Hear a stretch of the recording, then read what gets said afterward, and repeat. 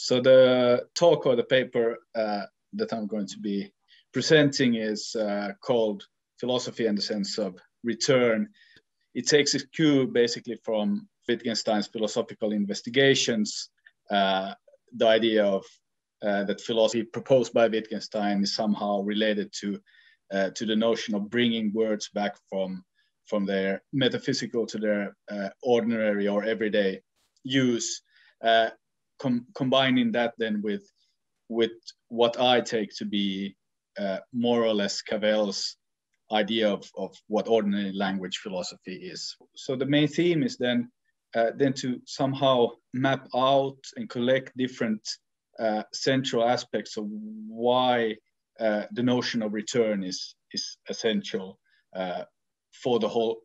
philosophical enterprise, and how that relates to individual being or being as a subject in terms of also kind of a spiritual,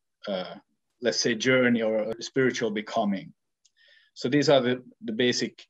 ideas that I'm going to work with. The central idea that I'm trying to pursue here is think through in what sense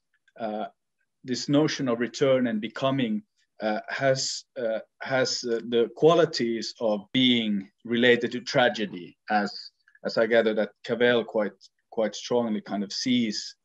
in this movement of returning to the everyday or the ordinary, and also trying to somehow understand what is it about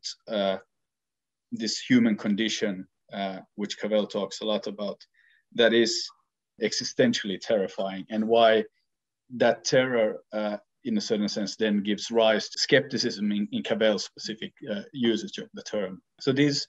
are the basic questions, and then I'm trying to a little bit question, or if not critically investigate, then trying to question a little bit to what extent and why and what is involved in our seeing this human condition as terrifying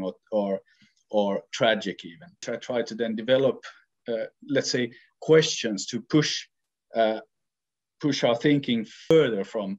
these notions which become very central for Cavell. I try to present my own views as kind of intimately connected or close to Cavell's, but in that closeness, in that proximity, I try to show, maybe show another opening, where rather than seeing our existence as somehow involved in fundamental or existential terror as a kind of a limiting notion, I try to maybe suggest that there is perhaps another side to it, or another way